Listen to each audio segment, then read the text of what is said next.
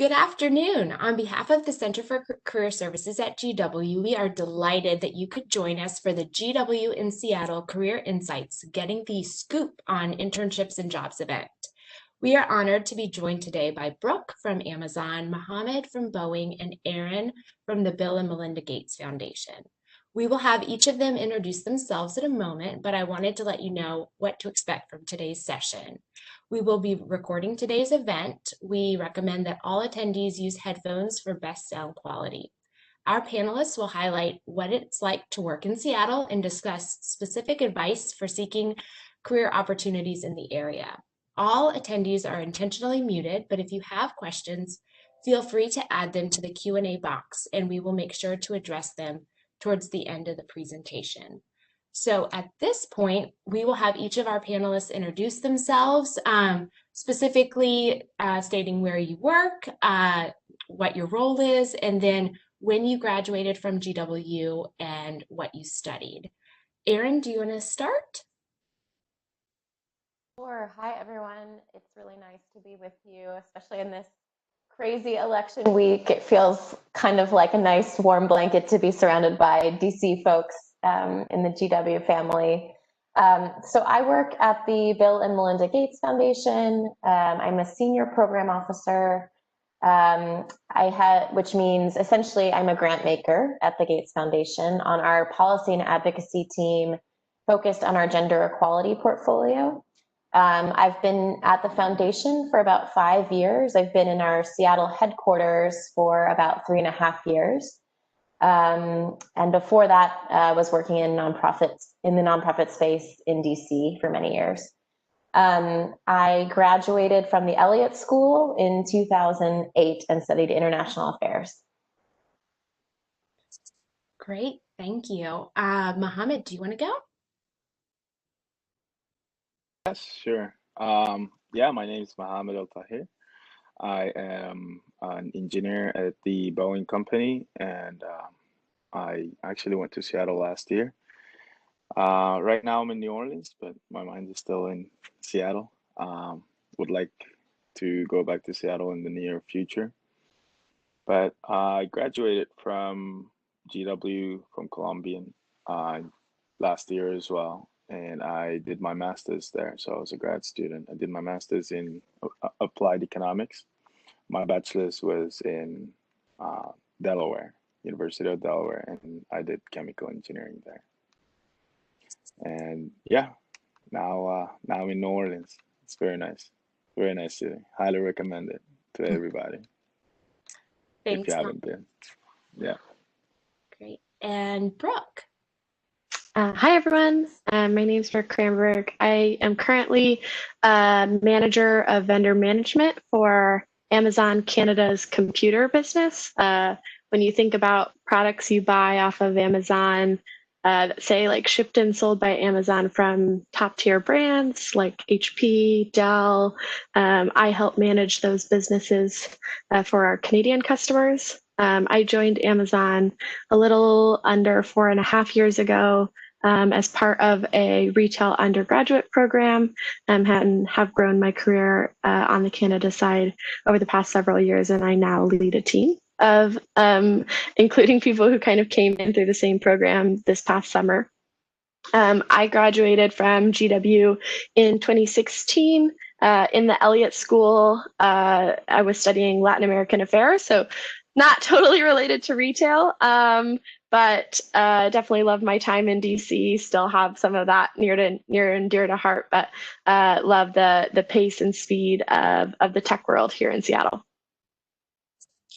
Thank you all so much. I think we have a great cross-section of organizations represented, and we certainly look forward to hearing more about your stories. So I'm just going to jump in with the first question. So share how GW has played a role in your career development, specifically citing any student organizations, offices like the Center for Career Services, or any faculty or campus activities that were definitely played a role in this career development for you. Any of you can start. We'll go with Mohammed. Do you want to start? Sure. So I was a grad student, and you know how for grad students is a little different than being in undergrad, and in terms of meeting meeting people. So I was really on my own, right? I didn't have my group of friends and lots of professors that I knew, and it was just a little more challenging. But what GW helped me with was one, I mean, the Career Service Center is just amazing. I mean, I was literally I felt like I was on my own, and because I was a grad student, right?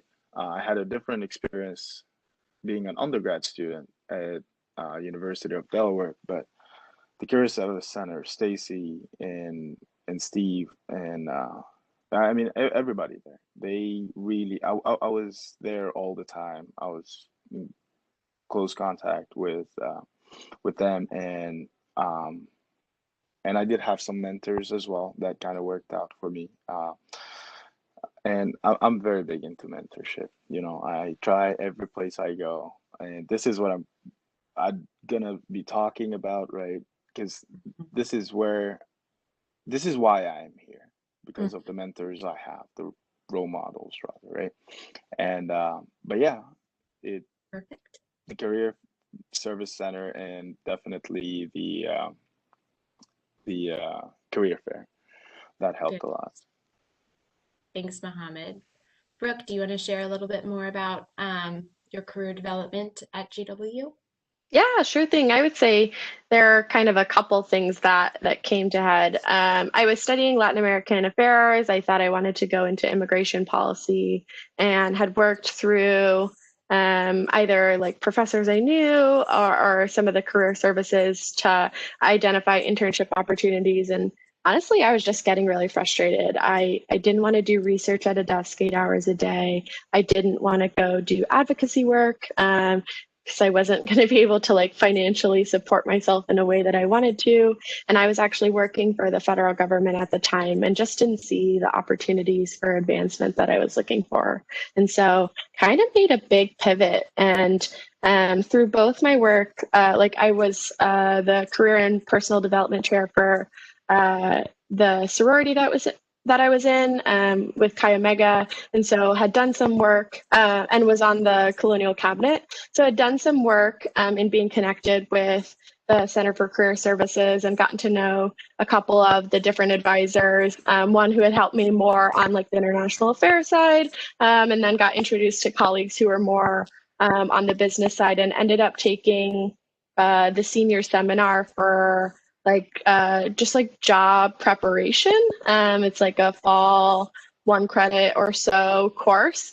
And started looking at, Fortune 500 companies that offered undergraduate programs more focused, either like rotational offerings or that were going to give me kind of a view into multi aspects of business so that, if that wasn't also what I liked, that I could go and cross off a couple more things as I continued my search. And so I would say those are the ways that I was really supported by GW in making that pivot and ultimately finding a spot at Amazon. Great. Thanks, Brooke. How about you, Erin? Yeah, I'd say my story is really one of leveraging professors and a professor network. So my senior year as an undergrad, when I was sort of curiously job searching and applying for things left and right and not quite sure where I wanted to land, I had a sort of general direction of the field of, global health and development at that point, having just come back from a study abroad program in Kenya, which was also quite instructive, and GW was great in supporting. But for me, it was just a sort of good old-fashioned chatting with my professors and going to office hours and talking about my interests. I'm a big believer that GW's professors, because so many of them are adjunct and still working in the field, are better connected than most other institutions where they've maybe been professors for 30 years at an institution on campus. I feel like GW's professors often are just so deeply connected to the work in real time and have such live and active networks that they're a huge and perhaps under-tapped resource. So, and they just know you better, right? So they're actually able to write you a referral or actually able to write you a meaningful place a few calls on your behalf. So in my instance, one of my favorite professors senior year knew what I was interested, had worked with me on my resume and framing a cover letter. And then a few months later, actually heard of an opportunity from another GW professor who was starting a nonprofit focused on neglected tropical diseases at the time, and said, this is a perfect fit for what you're interested in, made a call, helped tee me up for an interview. And I literally started, the Monday after graduation at this teeny nonprofit. And that was a great launch pad for me. So perhaps a bit unique, but I just think a lot of professors really are serious when they say, come to my office hours, talk to me about what you are interested in, let me help you. It's not sucking up, it's not brown nosing, it's just being smart and taking advantage of that offer where you can. Great. Thank you so much, Erin. And we're actually going to stay on you for the next question, and I would like to hear from Mohammed and Brooke as well. So how is what you studied related or not related to what you're currently doing? And I know you just spoke about your professors, Erin, so I'm just curious to learn a little bit more from you first. Yeah, so I feel lucky and a bit strange in that the thing that I thought I was interested in from about 11th grade in high school is still sort of what I'm doing today. So I've been really fortunate where I think my GW college experience really reaffirmed and reinforced, like, yes, this is what I'm interested in, this is what I want to do, and helped connect me to the networks that sort of only deepened that commitment. So I sort of came into GW and purposely chose GW because I wanted to study international affairs, global politics, to be in DC in the mix of the heart of everything. I fell into student organizing and global AIDS activism on campus, which really helped refine my sort of passion for global health. As I mentioned, I studied abroad through SAT in Kenya, which really gave me my first dose of field experience. And I loved that at GW, I was able to really refine my concentration, to really deepen my focus, to not have to take a lot of extraneous classes when I knew I was really focused in on international affairs. The Elliott School, I felt like, really set me up well. And then, yeah, I think the other thing is for my career in policy and advocacy, I think you're benefited by being a bit of an all-arounder, someone who understands the policy and advocacy world, is able to communicate, who's able to think about government relations work.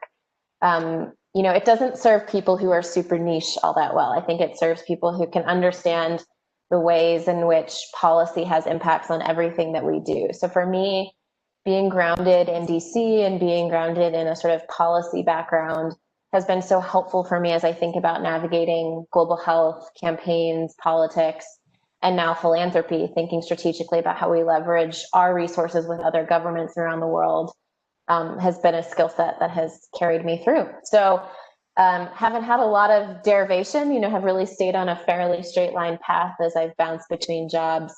But I definitely think GW set me up well for that. Thank you, Erin.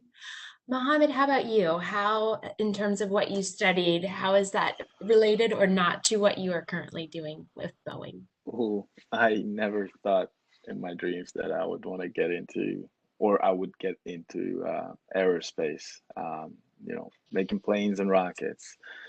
And no, I just like chemicals, ever since I was in high school, I like chemistry a lot. And it was because of my teacher. He always used to take us to labs, and it's one of those crazy chem teachers. But anyways, I really enjoy chemistry, and that's why I did chemical engineering. I was actually in Kenya. I did my A levels in Kenya for 2 years, and then I moved to University of Delaware. That's where I did my chemical engineering, and I thought I was going to, just finish my degree, and I did apply after, but I'm an international student, so there were few hurdles I had to jump until I found or landed a job. So meanwhile, I was going through those hurdles. I was like, okay, why can't I just study the thing I always wanted? The second thing I wanted to study was economics. And I was like, okay, yeah, sure. I applied to GW. I did the 2 years there. And so even though I was, you know, a master's student in economics, I was still working at a research lab. It's in the BSDC. So I was still doing my chemistry. So I kind of combined both of them. I tried my best, and you know, sometimes I'm like, why am I doing this? But you know, Aaron touched on, you know, really good point. Well-roundedness. Everything you study, you do, you know, whatever certificate, if you want it, take it. It will count. It will help you. It will give you the edge, rather, you know, when you're with your peers, and that's what's happening really right now.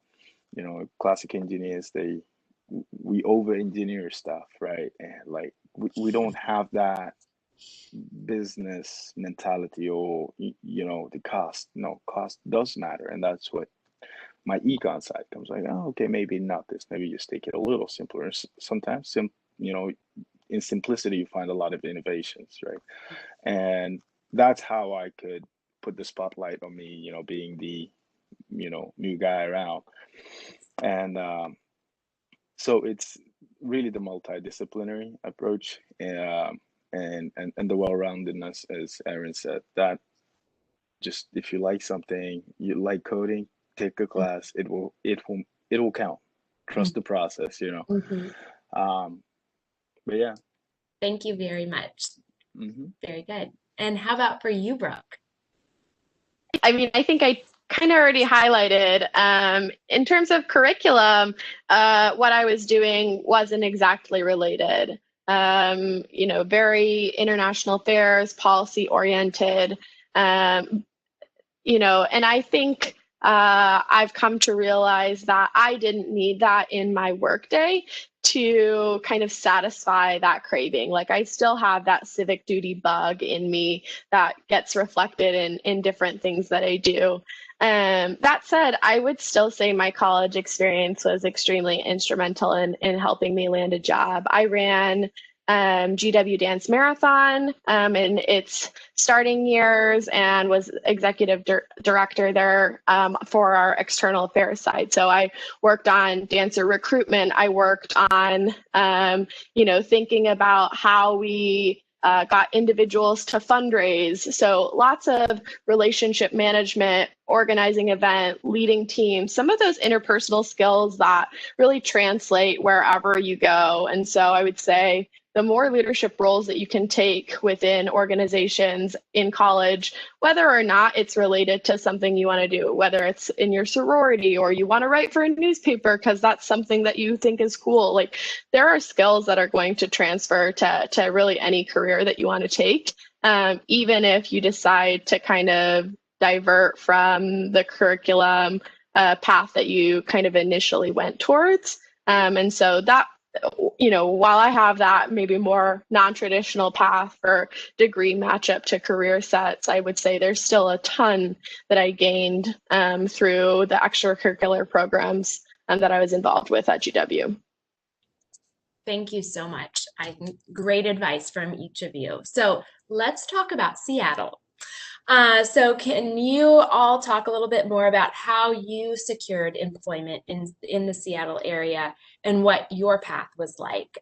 Sharing any tips or tricks in terms of also the differences between working in DC and Seattle, any insights each of you have. So who would like to start? I can go ahead and just kick it off again. So I applied as part of a retail undergraduate program. My whole process was really online until I was selected to be a part of this group interview process. It's a case study. You actually get matched up with other people who are interviewing for the job and simulate kind of a live business case and work together. And then you have individual interviews to talk about kind of how you drove that decision making. When I was applying, my stipulations were pretty much not Manhattan. I wasn't ready for that much of a big city jump, and not Tulsa, Oklahoma, which is where I'm from. The rest of the map, and I wanted to be in the United States, the rest of the map was pretty wide open for me. It was like I wanted to go somewhere new. I would have stayed in DC, but I think less private business opportunities available. And so that's how I really started. In terms of, I think you had asked another question, but that's what I've got for like how I started in Seattle. Yep. I don't know what the question was about staying in Seattle or Seattle culture.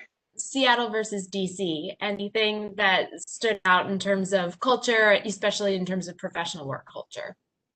I mean, DC is a super unique city. I don't think you'll ever be in a, if you leave DC, you'll never be in a place where everyone kind of has this mentality of, I want to change the world. That's reflected at GW. That's kind of like in the city's blood.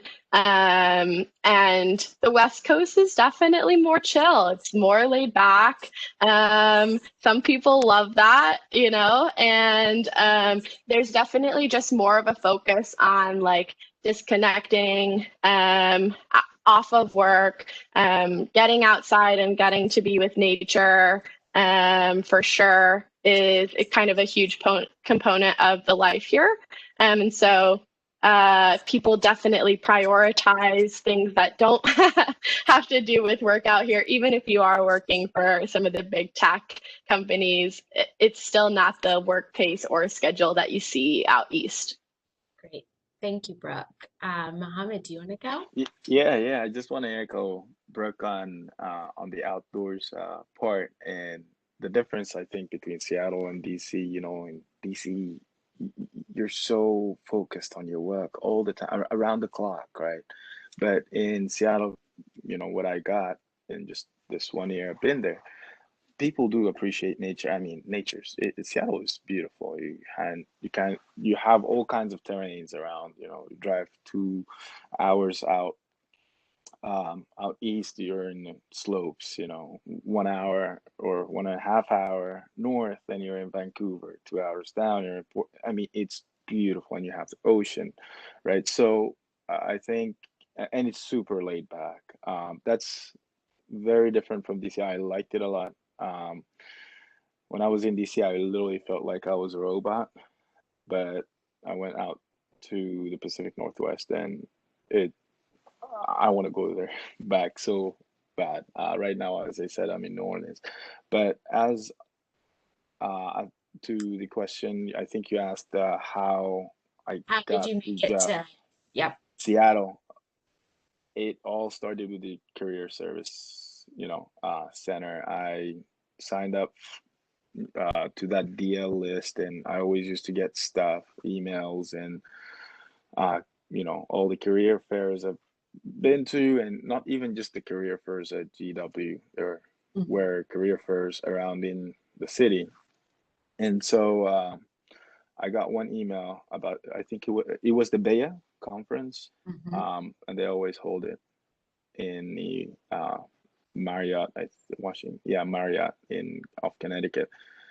And anyways, I saw it and I signed up, right? Because I was just going at it.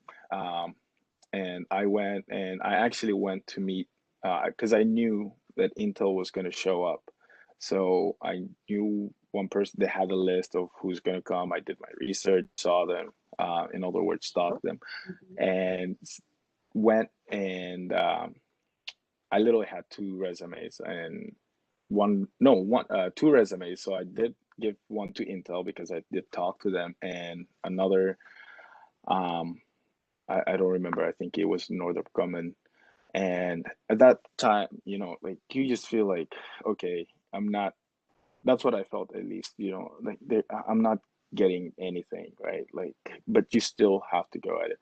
So I was walking out, and I randomly met this guy, and we just started talking, and he was like, oh, work at Boeing. I was like, oh, that's so cool. And what do you do at Boeing? So I was like, oh, I'm working on the Dreamliner.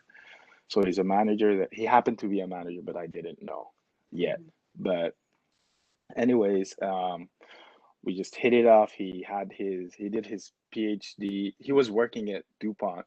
So that's in Delaware, right? So again, it's a small world. We were talking, and he was like, yeah, do you know this professor? I was like, yeah, he taught me. And we just took, we were talking from that, and he was telling me that his PhD, he did it on resins. So basically a Dreamliner, this whole big plane is basically resin, and you sprinkle a little carbon on top of it, and you have your, your Dreamliner right there. Not as simple as that, but I was like, wait, I'm working on carbon nanotubes and whatnot. So I was like, oh, really? And we were, chatting, and writing on napkins, and we're like, yeah, but this, and it got really nerdy for a minute. And he just gave me a sticky note. I still have the sticky note. And he just told me, just email me. So I emailed him, and yeah, I got a call the week after, and they were like, would you be able to come to Seattle? It was just a phone call. You have the job. Would you come to Seattle? And I know, Brooke, you said the whole US map was open up for you. I mean, for me, I'm originally from Sudan. I lived in Kenya for 2 years. So that's where I did it was like they call it the A level. So it's a foundation it's like the IB, foundation for school. And the whole map was open. If they called me and they're like, there's a job, I'm going. So yeah, over a week, I was like, yeah, of course. And went and checked it out for a week, and I really loved it. The rest was history. The rest is, yeah. Thanks, Mohammed. How about you, Erin? How did you make your way out to Seattle? And then differences, because I know you've worked in DC as well, so DC versus Seattle. Yeah, so admittedly, I came to Seattle against my best wishes at the time. I started my job at the Gates Foundation working in their DC office back in January of 2016. And at the time, my mandate, I came on as a full-time contract because I knew that Melinda really wanted us to build a new gender strategy from scratch, and I was super excited about that. But at the time, on the personal front, I was heavily invested in Hillary Clinton's campaign and really had my eyes on a spot working in her administration. So as you can imagine, this week has felt very strange on many levels. So clearly that did not come to pass. A good example of all the best laid career plans can really blow up in an instant. So when the election happened and it was very clear that that was not my path, I was interested in converting my contract to a full-time role at Gates. And, I'd been doing my job well and everyone was happy to make it happen. But in the process of converting my contract to a full-time role, there's a huge gravitational pull of having most full-time employees work in Seattle, with a few exceptions. And so in order to accept the full-time role, I basically had to move to Seattle, which is funny because at the time I felt like primarily my personal life was really centered in DC and family on the East Coast. But I had always loved the nature that Brooke and Mohammed already spoke to. It's just, I can't underscore how beautiful it is here and how refreshing it can feel coming from a DC work culture where work-life balance isn't just sort of like a tossed away phrase, but it's something that people take really seriously. My team out here, we do happy hour hikes in the summer. There's people who wake up early and get a couple ski runs in the winter before showing up to work. I mean, it's really, truly part of the ethos for most people. So I moved out to Seattle at this point about 3 years ago, and I really love it. I think professionally, the biggest difference, in addition to what Brooke and Mohammed have already mentioned, and I would say the one thing that is important to know before moving here is I don't think there's much of a networking culture here in Seattle, at least relative to DC.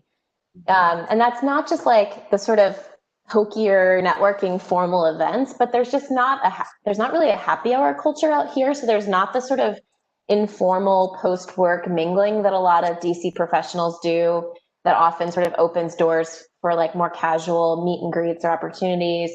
There's also not the same events culture. So in DC, it was always a joke, like you could feed yourself breakfast, lunch, and dinner every day by just going to various events, right, all over the city. And that was often for me a great way to build a network and to sort of hear other perspectives and meet other professionals. And in Seattle, that's just not really the case. I think most people tend to like go to their office back when we all went to offices and sort of stay put for the day and do your job and then go home or go ski or whatever. So I do think if you're here, it's harder to network, it's harder to make career pivots. Again, not impossible, but I do think it's harder. And so relies on a lot more sort of very active, intentional, hands-on networking rather than the sort of DC based, almost by osmosis, you're networking just by living and existing there. So that was something I wasn't super aware of before I moved out here, and now feel pretty intensely. And it's interesting. I've been part of a group called Women in Global Health, and they have chapters all over the country. And they were debating whether or not to start a Seattle chapter. And when they did, their very first event, they expected 40 signups and got 400.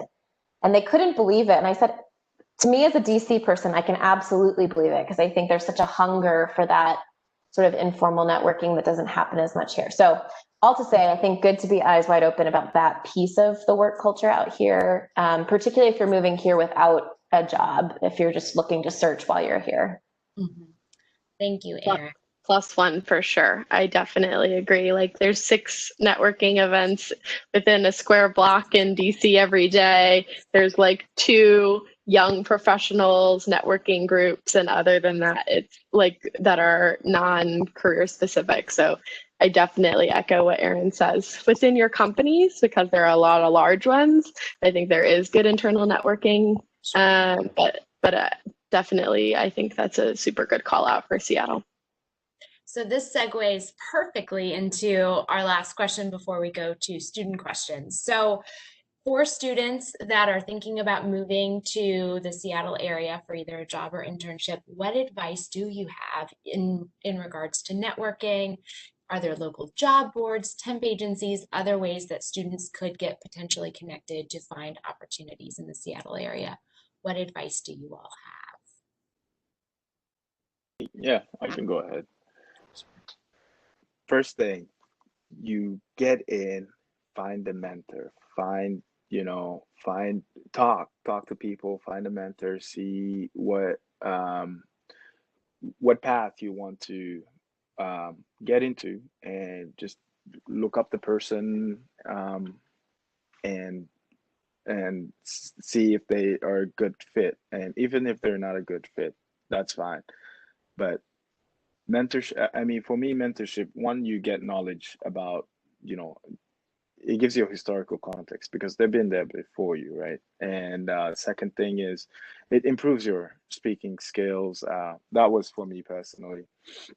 And also you will get career advice. And you will be able to network much more internally.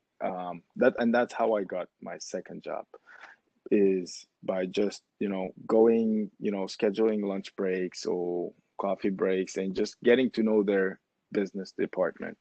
Because again, I'm an engineer, but I always wanted to get into the marketing world, technical marketing, right? So I dedicated 3 hours every month.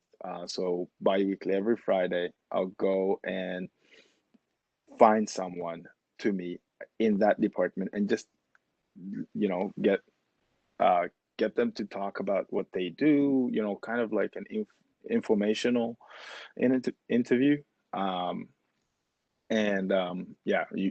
From there you develop that relationship with them, and they'll give you feedback on your career path or your or just your work. That helped me a lot. And sometimes it's just really, they will be your cheerleader. They will give you that support. If it's not the professional support, they will give you that emotional support. So I highly recommend, first thing you do is get a mentor, because after that internship, if it's an internship, they'll try to get you back. If you're looking to come back, you already have someone in there, you already work there, so it makes it a lot easier. Yeah, and I do think it's that extra effort that you make to find that person. Mm-hmm. Right. Thank you, Mohammed. Erin or Brooke, who wants to go next? I can jump in, and I'm just seeing a question in the chat, which is, I think, kind of similar. So maybe I'll sort of have a hybrid response. I think One thing that's important about Seattle is to be sort of honest with yourself. Again, sort of building on the last point, it's not DC, and I do think it's harder from a sort of professional networking perspective. And Seattle, somewhat fairly, has this reputation that's known as the Seattle freeze, which people use to suggest it's really hard to make new friends when you move to Seattle. So I think to some extent that's a little overblown. But to some extent, I'd say I found a lot of luck when I moved here. I was fortunate to actually have friends from DC who were out here. There's actually a pretty decent world of DC expats living in Seattle now. But similar to Mohammed, even within my company, within Gates, a lot of colleagues have become friends, and there's a nice culture within at least the Gates Foundation of coworkers as friends who socialize, or using coworkers to help you build a social network. It's not to say that you have to hang out only with your colleagues, but using them to connect to people who are, interested in similar things, I think is really important. I'd also say linked to the outdoors bit, there are tons of hiking groups, running groups, skiing clubs, and I think that's a great way. So much of, I think part of what makes Seattle tough to meet people is because there's not that sort of happy hour culture. It's a bigger ask, perhaps. Like, you can't just saddle into someone's happy hour like you would in DC, and you're suddenly friends by the end of the night at the end of the bar. In Seattle, it's like a bigger ask to have someone come join you on a 4-hour hike, right? It's a bit more of a commitment. So I think that sometimes makes it tougher, but I think embracing the outdoor culture, there's tons of activity-based groups to meet people, and lots of people who are facing the same, as Seattle expands, increasingly it's full of people who are not from Seattle, who are all also looking to meet new people. So there's I think a growing culture of that. Professionally, because I moved here with a job, I haven't tried to job search from here, but I know there's growing interest in sort of creating professional networks. I think they're sort of nascent and emerging, but I think within your sector, there's a much higher likelihood of that sort of professional networking to happen. And as Mohammed said, sort of leveraging your own teams and networks internal to the company can be really helpful. Thank you, Erin. How about you, Brooke? Yeah, I would say I think they really covered off on the internal networking part. And I would say, well, happy hours aren't big. Coffee chats sure are. People love to go for coffee here. But in terms of getting your foot in the door from the tech perspective, I would say, don't be worried if you're throwing your name in what seems like a black box. A lot less of some of the tech hiring happens because someone knew someone who knew someone. I mean, Amazon as a company that's 1 million people big, so you're probably not going to have the personal connection to get you the job like you might at a much smaller company. And I know that can feel incredibly daunting, but it has been done. I threw my name in a black box. I got a job. It's totally possible. And, just familiarize yourself with some of the kind of for Amazon, it's all about the LPs. The leadership principles, they're fully available online. The way we evaluate candidates is based on how we feel that they perform against those leadership principles. So being super familiar with very specific contributions that you've done and how they tie back to those kind of guiding principles for our culture is definitely what I recommend from an Amazon perspective.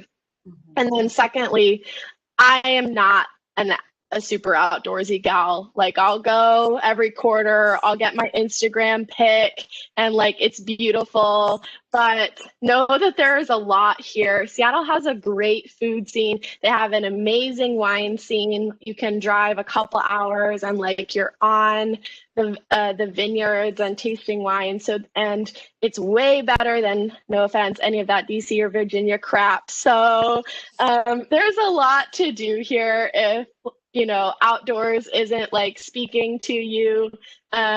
Just know that there's quite a bit here. And yeah, the Seattle freeze, it's real, but I agree, it's overblown. It's definitely can be overcome. You just have to be a little bit more committed to getting out there. But I would say generally the work cultures here, particularly at the big tech companies, it's a ton of young people together who are all looking for the same types of connections. And so maybe different from the DC life is you may be closer to your coworkers out here than you would have expected to be in the DC area.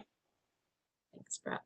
Stacy, are there questions coming in from students? Yes, there is. One of the questions is, how have you leveraged LinkedIn as a tool to help with networking or for jobs? And if you haven't used it personally, if you know folks who have had success using it.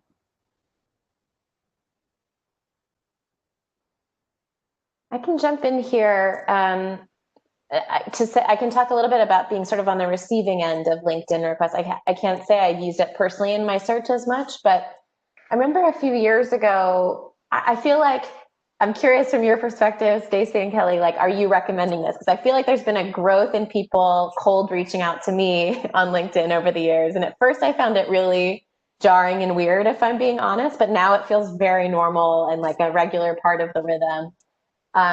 I think to me, it's connected to, you know, I totally agree that to Brooke's point about like, don't be afraid to lob your name into a black box. But I also strongly believe that the best strategy for actually getting your resume seen is to connect with a human being who works at the organization, even if you don't know them, and asking if they would sort of do you a solid and pull your resume out of a giant pile and make sure that someone actually gives it a look. I mean, at Gates, when we open roles, especially right now in the COVID era, we get 500 applicants, 800 applicants. And so we know that there are really strong candidates that probably aren't getting the screen that they deserve just because we can't meaningfully go through them all. And so but if anyone ever says to me, hey, I know this friend of a friend of a friend of a friend, can you take a look at their resume? I'm never going to say no to that, right? Even if there's no connection whatsoever. And so it's similar for me on LinkedIn, where even if it's a complete stranger and I have no connection, if someone's polite and respectful about my time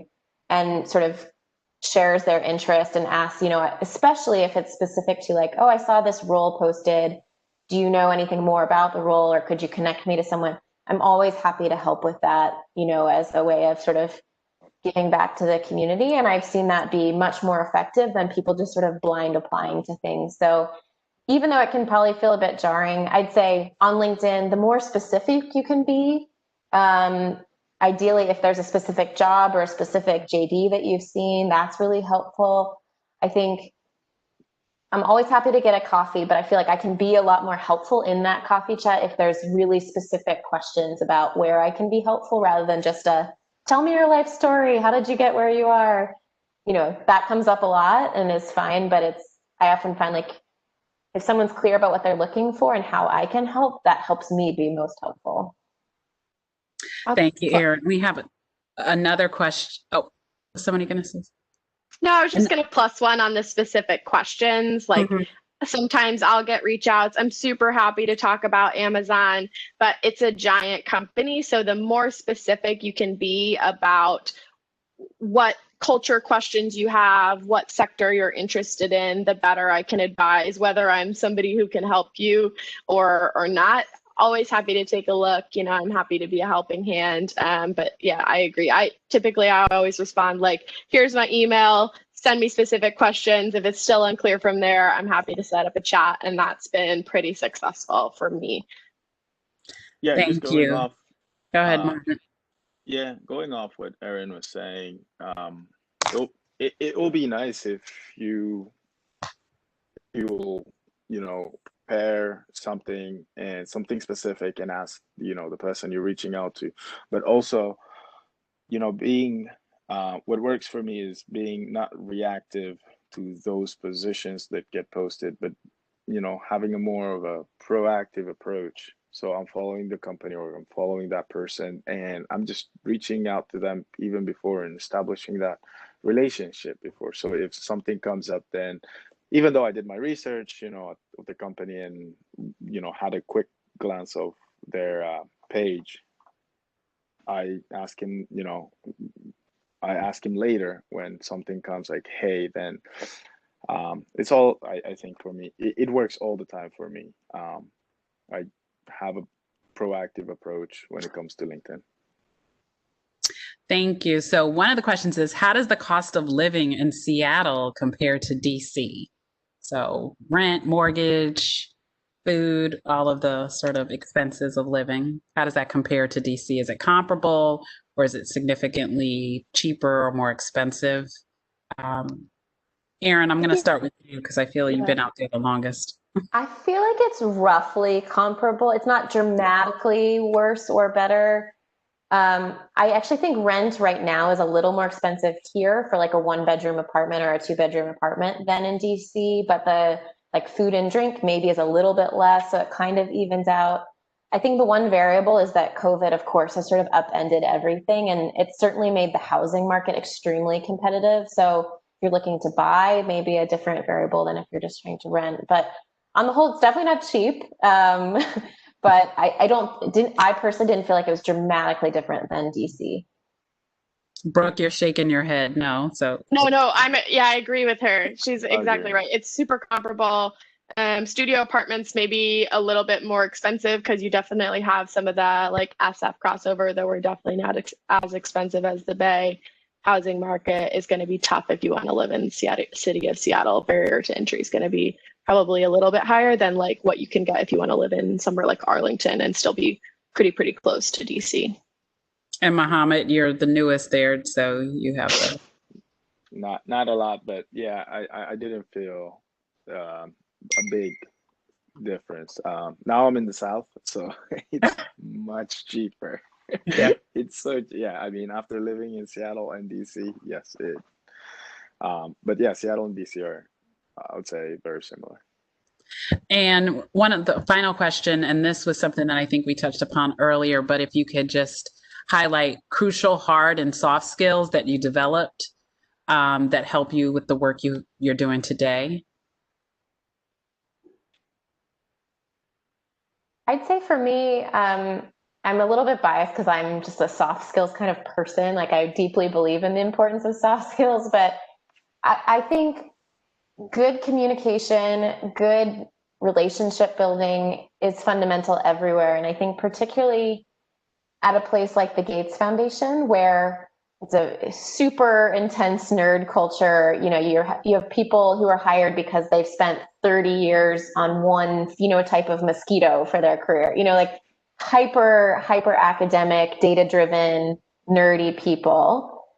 I still find people's ability to succeed in the long term at Gates is their ability to build relationships across the foundation, to communicate their work well, to write well about what it is that they care about. I think the people who are less successful are people who are so focused on their topic at hand, but can't sort of think outside the box or communicate that work externally or even internal to the organization. So I'm just a big believer that developing strong relationships is always beneficial. And I think that's something GW and a DC culture sets you up well to do. I want to just pause because I know we're a little bit over time, but we do have 2 more questions. So if you all are game, I'm going to pose them. How is the transportation system in Seattle pre-COVID? I hear companies like Amazon have shuttle services. Yeah, we do. If you live outside of the city, or live in the further outskirts of suburbia, we do have shuttle services. We're work from home at least through June 30th at this point. There is a pretty good bus system. It's definitely not as efficient as DC. I guess depending on whether the red line's under construction or not, but I would say pretty efficient. Big driving culture depending on how close you are to the city, and then Seattle provides, or Amazon provides, free bus cards as well as like a stipend for transportation every month. So I've never had a problem getting to and from work if I need to. And then the last question, in terms of policy and government relations space, coffees, you guys have mentioned sort of like meeting up for coffee. Somebody noted that it's quite a challenge when responses go unanswered. So what do you all recommend in terms of connecting with folks in big tech on the policy government relations side? If you have any suggestions.